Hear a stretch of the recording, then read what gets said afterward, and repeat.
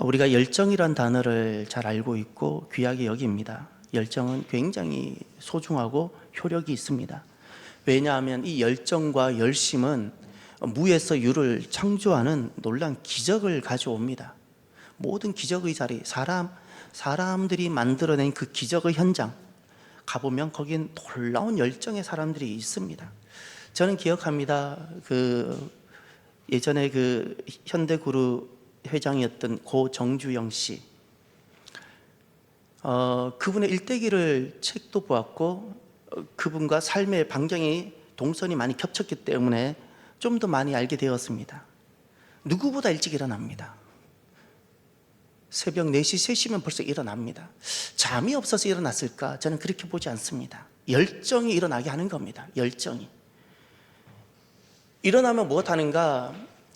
현장 근로자들과 똑같은 복장을 하고 그 현대마크 예전에 지금은 바꿨는데 HD로 바꿨는데 과거에는 우리가 이렇게 놀렸습니다. 산 넘고 산 첩첩산중이라고 삼각형 2개 있는 거에 녹색 마크 노란색 첩첩산중 그 마크가 달려있는 모자를 탁 눌러 쓰고 공장 그 큰 공장 하루를 다 다녀도 못 다니는 그 큰 공장을 걸어 다닙니다. 일일이 하나하나 다.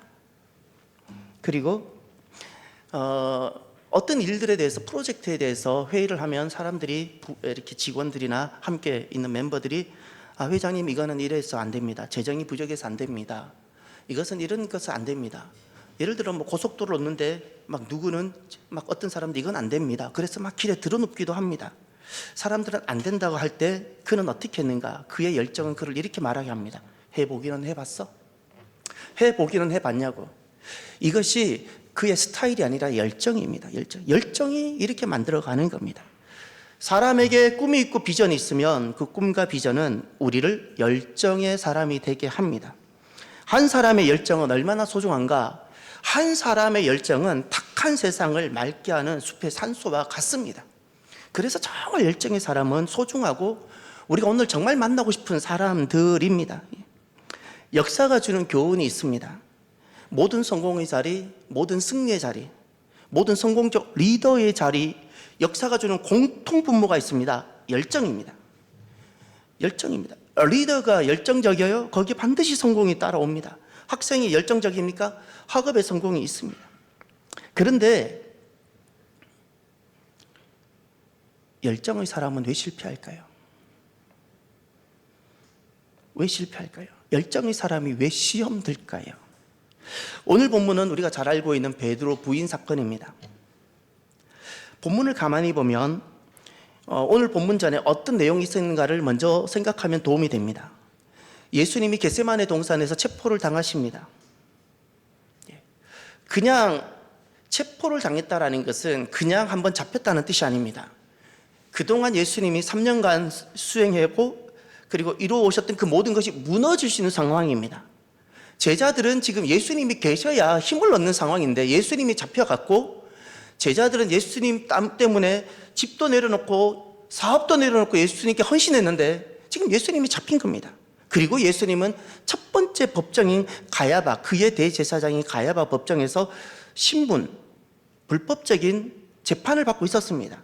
거짓 고소가 남발하고 거짓 고발들이 있었고 그리고 사람들이 예수님을 그 첫 번째 재판부터 침을 뱉고 주먹으로 때리고 손바닥으로 때리고 모함하고 아주 불편하게 했습니다. 그리고 이때 예수님의 제자들은 모두 도망가고 흩어져 버렸습니다. 다만 수제자였던 베드로만 따라오고 있었습니다. 베드로는 다른 제자보다 열정적이었고 매우 충성스러운 사람이었습니다. 우리가 잘 알다시피 주는 그리스도시요 살아계신 하나님의 아들입니다. 이 고백 베드로가 했습니다. 그만큼 그는 예수님을 보면서 꿈과 비전을 보았고 그의 꿈과 비전, 그것이 그로 하여금 열정의 사람이 되게 했습니다. 지금 베드로가 보여주고 있는 모든 제자는 다 자기 살겠다고 도망갔는데 베드로만 지금 예수님을 따라왔습니다. 얼마나 아름다운 모습인가요? 우리가 결코 잃어버려서는 아니 되는 장면이 아니겠습니까? 예수님을 따르고 예수님과 함께. 여러분이라면 어떻게 하시겠습니까? 여러분이라면 어떻게 하시겠습니까? 여러분, 마지막까지 예수님과 함께 그리고 예수님을 따르는 삶이 되기를 바랍니다. 그러면 오늘 이 베드로의 열정이 가져온 사건이 하나 있습니다. 베드로에게 열정이 없었으면 일어나지 않았을 텐데 베드로가 남달리 열정적이었습니다. 남달리 충성스러웠습니다. 우리로 말하면 재직인데 참 충성스러웠습니다. 열정적이었습니다. 그 열정과 충성스러움이 오히려 가져온 결과였습니다. 무엇일까요? 일평생 베드로에게 꼬리표가 붙는 일이 발생했습니다.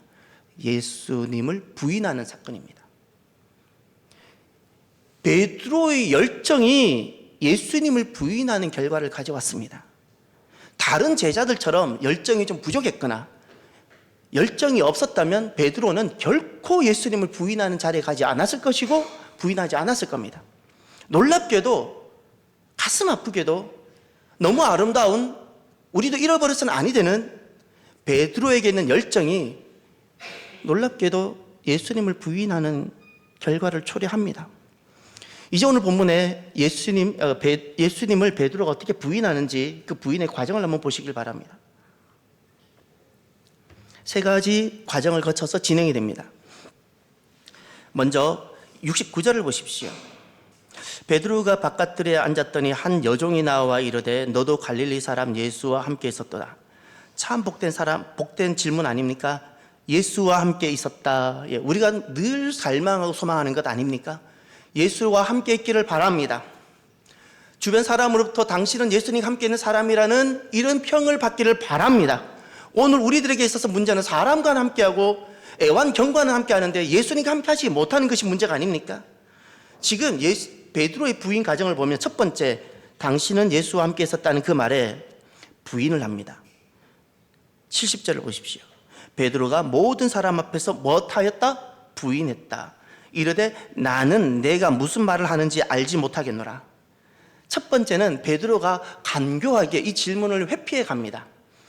첫 번째 부인은 정확하게 말하면 예수님을 부인한 게 아니고요, 그 사람의 말을 부인합니다. 차마 그의 열정이 아직은 예수님을 부인할 만큼 가지는 못합니다. 그런데 베드로가 첫 번째는 누구를 부인하는가? 그 사람의 말을 부인합니다. 나는 내가 무슨 말을 하는지 알지 못하겠다. 그런데 두 번째를 보십시오. 71절에 가면 앞문까지 나아가니 다른 여종이 그를 보고 거기 있는 사람들에게 말하되 이 사람은 나사렛 예수와 함께 있었도다 하며, 이 사람은 베드로는 나사렛 예수와 함께 있었도다. 여러분, 나사렛 예수와 함께 있는 복된 성도들이 되시기를 바랍니다. 하나님 백성들은 다른 사람이 아닙니다. 하나님과 함께 하는 사람들이 하나님 백성들입니다. 하나님과 함께. 그런데 두 번째 질문에서 베드로가 72절을 보십시오. 베드로가 맹세하고 또 부인했다 그랬죠. 이제 맹세하며 부인합니다. 맹세 부인입니다. 그 내용이 이런 겁니다. 이제 가슴이 아픕니다. 이르되 나는 그 사람을 알지 못하노라. 베드로의 열정이 그 사람, 바로 예수님을 알지 못한다라고 부인하게 만듭니다. 참 가슴 아픈 장면입니다. 예수님을 맹세하며 부인합니다. 예수님에 대한 열정이 어떤 제자들보다 뛰어났고 높았던 베드로였는데 그 열정이 예수님을 부인하며 맹세하는 자리까지 가게 합니다. 세 번째, 73절에 가면 조금 후에 곁에 섰던 사람들이 나와 베드로에게 이르되 너도 진실로 그 도당이다. 내 말소리가 너를 표명한다 하거늘. 여기서 참 귀한 건데 너도 진실로 그 도당이다. 이건 정체성을 말하는 겁니다. 사랑하는 성도 여러분, 저와 여러분들의 정체성이 하나님께 속한 예수님과 함께하는 하나님 백성의 정체성이 되기를 바랍니다. 이것이 사람들로부터 인정까지 되기를 바랍니다. 내 말소리가 너를 표명한다 그랬죠. 우리가 하나님 백성이며 하나님 나라에 속해서 살아가는 사람임을 우리의 모습을 보고 사람들이 인정하는 은혜가 있기를 바랍니다. 베드로는 어느 정도였는가? 그의 모습을 보고 사람들이 그는 예수님과 함께 했던 사람, 그는 예수의 사람이야 라는 이런 정체성에 대한 평가를 받은 사람입니다.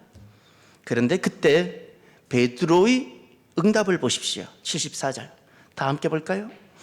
그가 저주하며 맹세하여 이르되 나는 그 사람을 알지 못하노라 하니 곧 닭이 울더라. 저주하며 맹세하면서 부인했어요. 이제 저주가 들어와요. 이 저주는 누구에게 하는 저주일까요? 예수님이었어요. 예수님이 하는 저주예요. 저주했어요. 그 사람을 나는 알지 못한다. 예.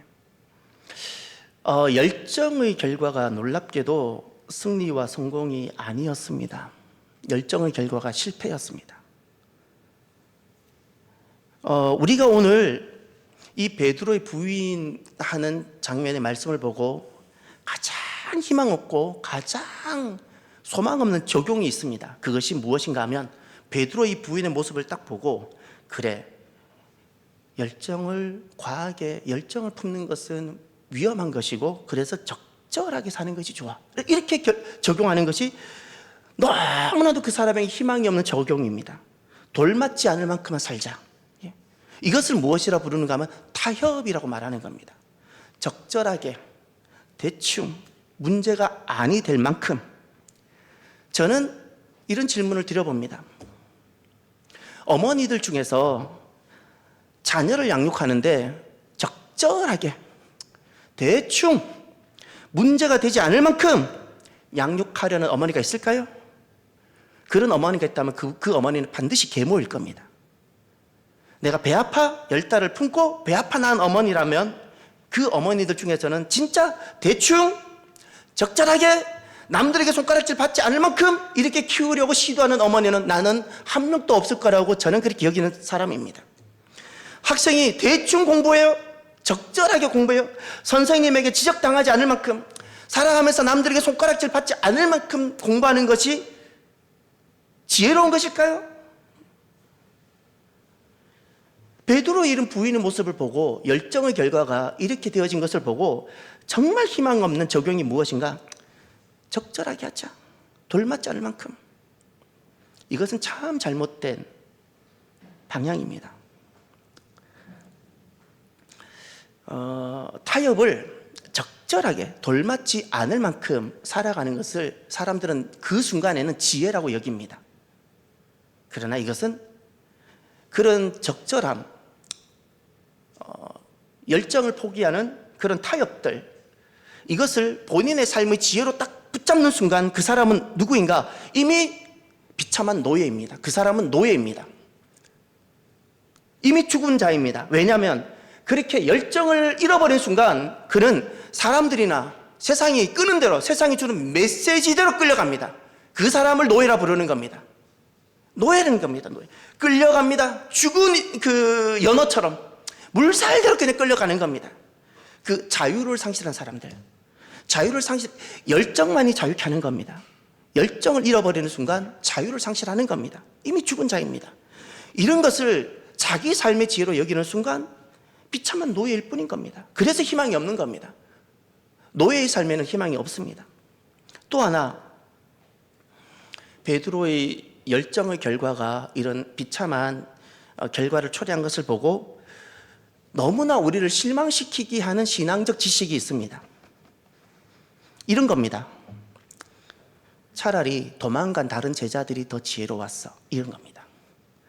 차라리 도망간 다른 제자, 한 제자는 처음부터 예수님을 배신했어요. 가룟유다. 나머지 11제자 중에 10명은 도망갔습니다. 자기 옷이 벗겨지는지도 모르는 채 다 도망가 버렸습니다.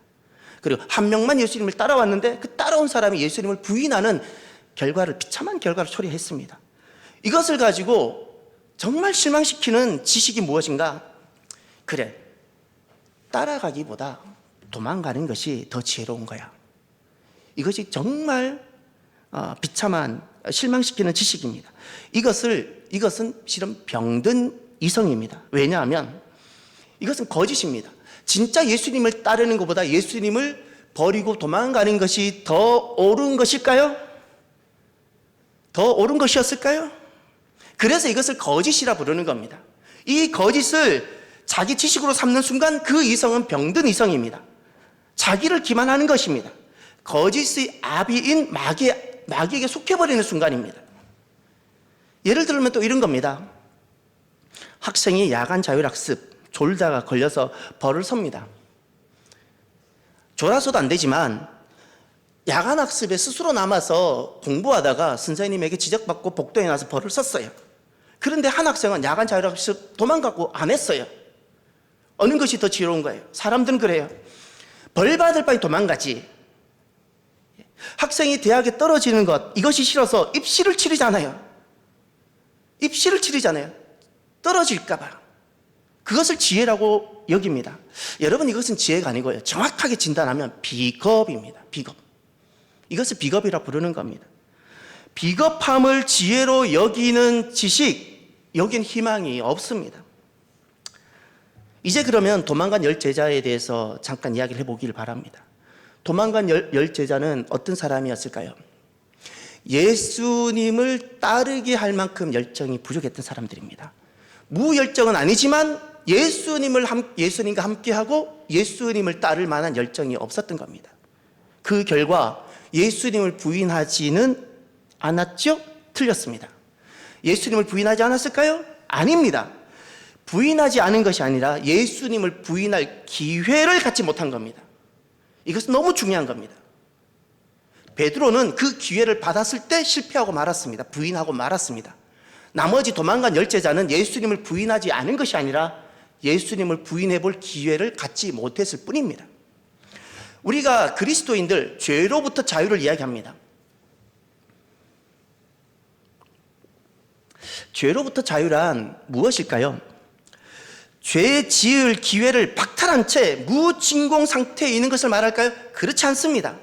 우리가 죄로부터 자유, 우리가 예수님을 만나서 거듭나고 나면 우린 죄로부터 자유한다라고 주님이 말씀하셨고 끊임없이 들었습니다. 죄로부터 자유란 죄 지을 기회가 완전히 박탈되고 우리는 무진공 상태에서 살아가는 것을 말할까요? 그렇지 않습니다. 죄 지을 기회가 거듭나고 나서도 있습니다. 그런데 죄를 짓지 않는 겁니다. 이것이 죄로부터의 자유입니다. 전에는 죄만 지었습니다. 죄만 지었습니다. 그런데 예수님을 만났습니다. 죄로부터 자유란 이젠 죄의 노예가 되지 않았다는 겁니다. 전에는 죄로부터 벗어나지 못한 겁니다. 이제 예수님을 만났습니다. 예수님의 자녀가 되었습니다. 죄로부터 자유란 이제는 내가 죄를 짓지 않을 수 있다는 겁니다. 그러나 여전히 죄 지을 기회가 있는 겁니다. 그러면 베드로의 모습을 다시 한번 보시길 바랍니다. 무엇이 문제였을까요? 베드로의 열정 자체는 잘못된 것이 아닙니다. 귀한 겁니다. 도망간 나머지 열 제자도 실은 베드로처럼 저렇게 충성스럽고 열정적이었어야 됩니다. 열정적이었어야 됩니다. 그 가야바 법정 주변에 베드로만 있어야 되는 게 아니라 나머지 열 제자, 도망간 열 제자도 있었어야 된다는 겁니다. 그런데 그 열정의 결과가 이런 비참함을 가져왔습니다.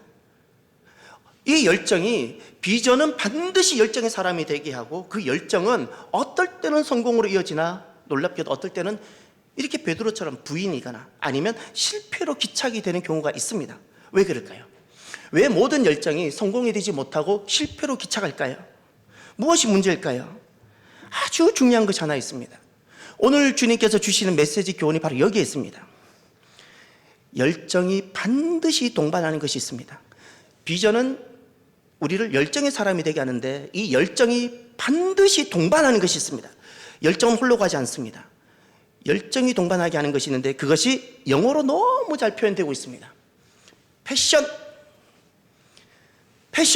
영어로 PASSION, 패션이란 단어는 열정이란 단어입니다. 모든 사랑, 모든 헌신, 모든 충성에는 다 패션이 있는 겁니다.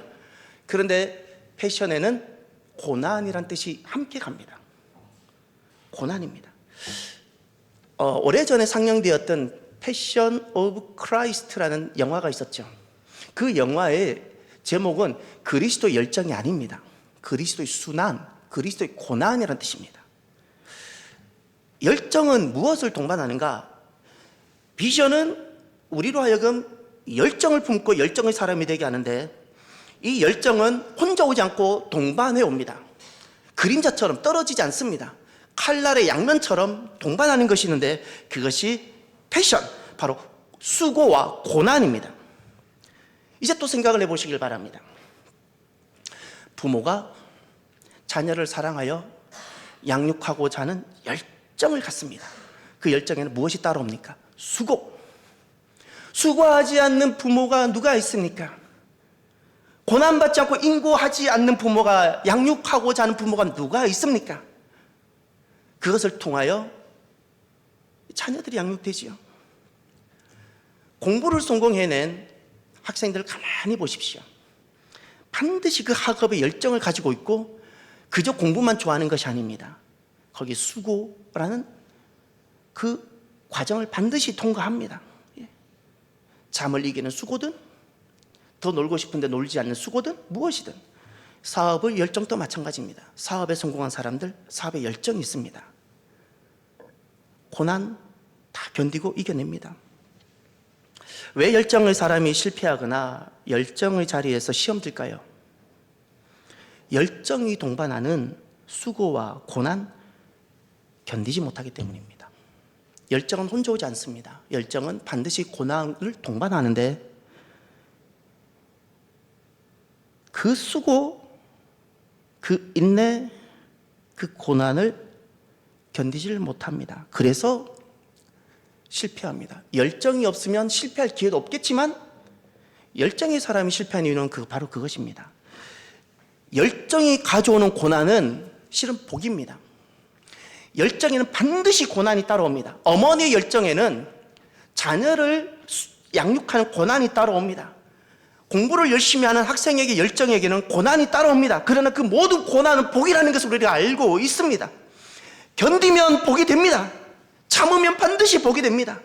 열정이 가져오는 이것이, 고난이 정말 복이라는 것을 우리가 알고 있는데, 문제는 우리가 그 고난을 받고 견딜 준비를 안 하고 살아간다는 겁니다.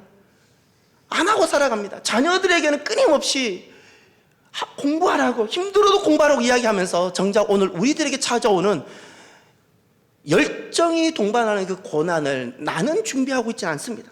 오늘날 우리 사회를 아무리 열정이 있어도 결국 열정을 실패하게 만드는 수많은, 오늘 우리 사회를 병들게 하는 말들이 있습니다.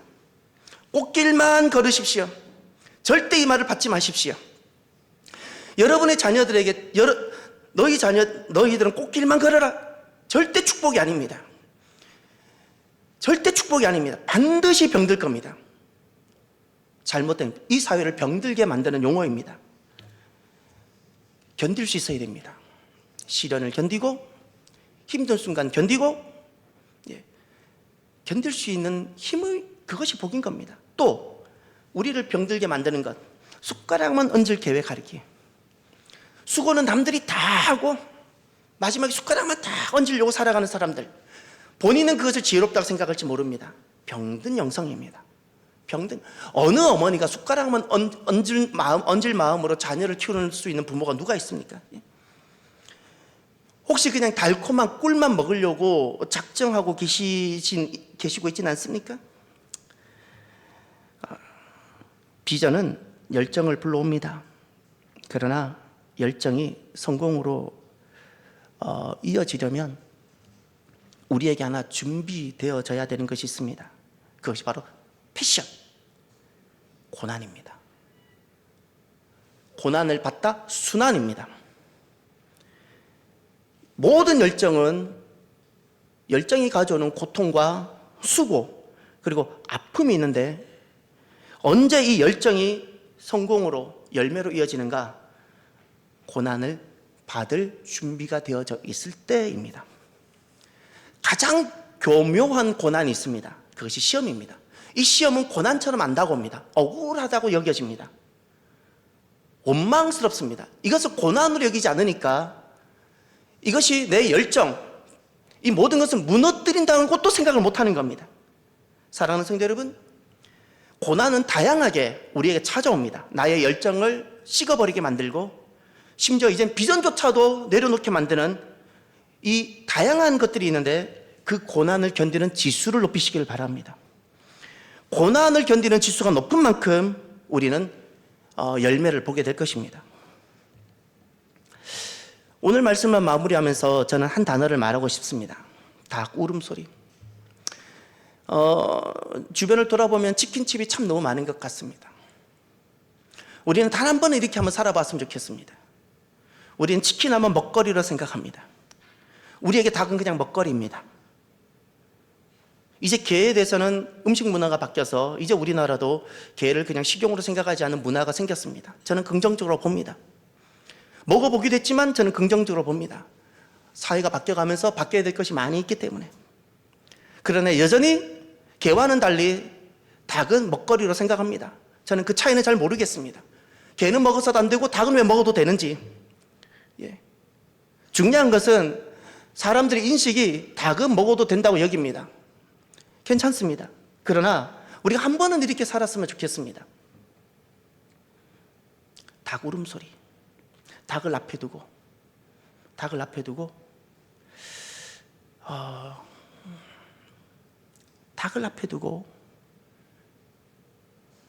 베드로가 부인했던 순간들, 그 열정이 실패하게 만들었던 그 장면을 떠올리며 내 모습이 진단되어지고 내가 얼마나 주님께로부터 멀어져 있는지, 내가 얼마나 예수님을 생각하지 않고 내 마음대로, 내 뜻대로, 내 소견대로 살고 있는지를 닭을 놓고 한번 우리가 생각하는 시간을 가졌으면 좋겠습니다.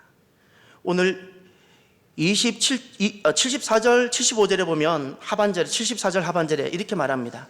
곧 닭이 울더라. 이에 베드로가 예수의 말씀에 닭 울기 전에 내가 3번 나를 부인하리라 사심이 생각나서 밖에 나가서 심히 통곡하니라.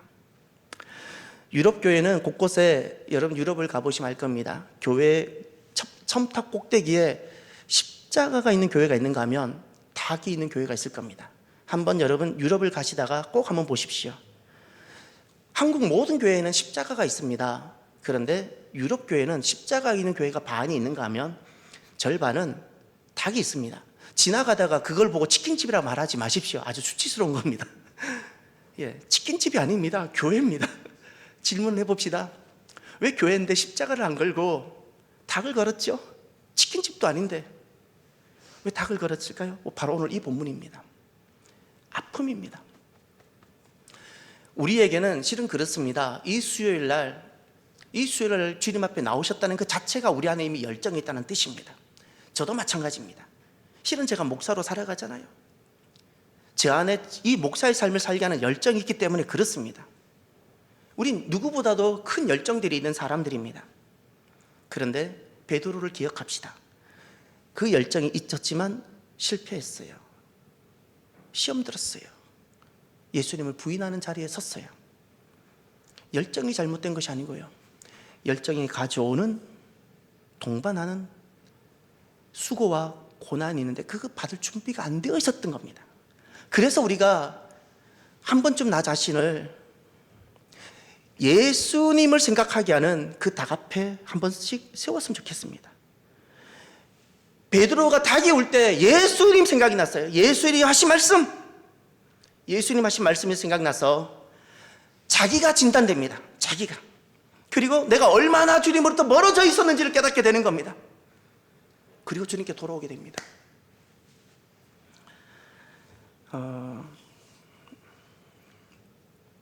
고난을 받을 준비.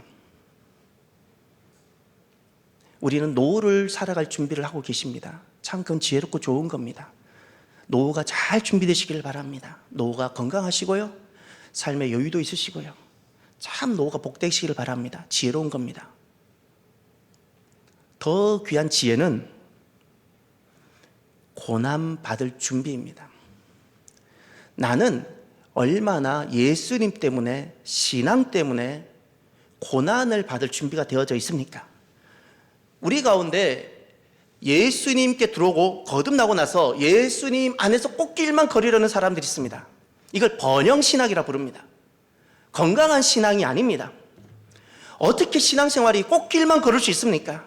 어떻게 어머니 삶이 꽃길만 가능합니까? 어떻게 학생의 삶이 꽃길만 가능합니까? 고난과 수고가 따라오지 않는 곳이 어디 있습니까? 신앙생활 왜 꼭 길만 생각하십니까? 교회 생활 당연하게 수고가 있고 어려움이 오고 고난이 온다는 것을 왜 준비하지 않습니까? 왜 오늘 또 성전에 넣으면서 당연히 꽃길만 있을 거라고 여기십니까? 나는 고난받을 준비가 되어져 있습니까? 오늘 우리로 하여금 주님께서 우리에게 주신 꿈과 비전들이 있습니다. 우리는 분명히 세워질 것이고 하나님 나라가 이루어질 것입니다. 그런데 이 비전이 우리로 하여금 열정을 갖고 오게 할 텐데 나는 고난받을 준비가 되어져 있습니까?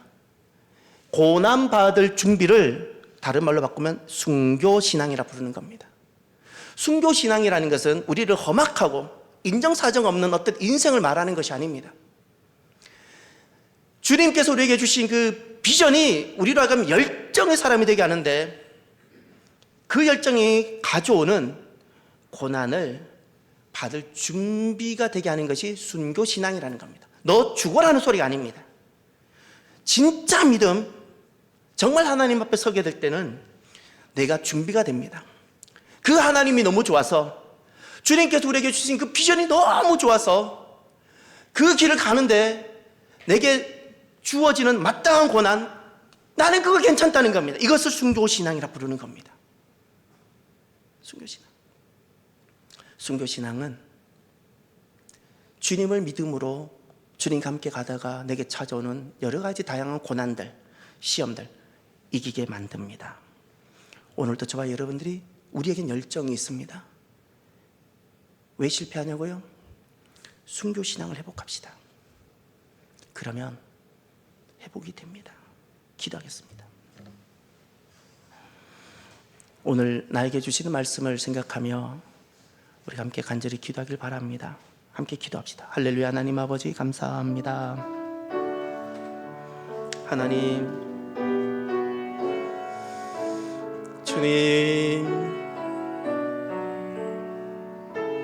주님, 고난받을 준비를 통하여 열정이 열매가 되어지고 꿈대로 비전대로 이루어지는 복이 있게 하여 주옵소서.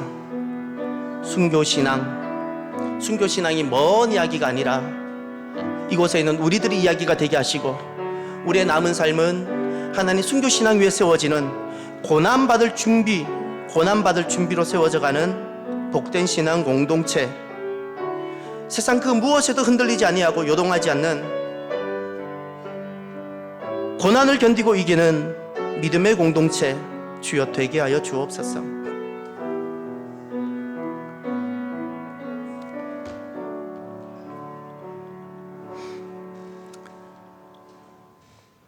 고난을 견디질 못하고 달면 먹고 쓰면 뱉는 것을 어린아이라 말합니다. 성장하고 어머니가 될 때 그 자리에는 결혼 전에는 아가씨 때는 그러지 않다가도 어머니가 되고 나면 고난받을 준비를 합니다. 자녀를 위해서 마땅히 고난받을 준비를 아낌없이 합니다. 주님, 우리로 하여금 성장하고 장성하게 하여 주옵소서. 순교신앙, 고난받을 준비, 주님께서 우리에게 주신 그 꿈과 비전이 너무너무 좋기에 너무너무 즐겁게 십자가 지고 가며 즐겁게 고난받을 준비를 해가는 순교신앙인들이 주여 되게 하여 주옵소서. 예수님 이름으로 기도드립니다. 아멘. 이제는 우리를 위하여 즐겁게 십자가 지신 우리 주 예수 그리스도의 크신 은혜와 하나님 아버지의 인자하신 사랑하심과 성령님의 교통하심이 함께하심, 기쁨과 즐거움으로 고난받을 준비, 나의 십자가를 준비하며 순교신앙 그 안에 머물기로 결단하는 사랑하는 모든 성도들 머리 위에 이제로부터 영원토록 함께 하시기를 간절히 축원하옵나이다. 아멘.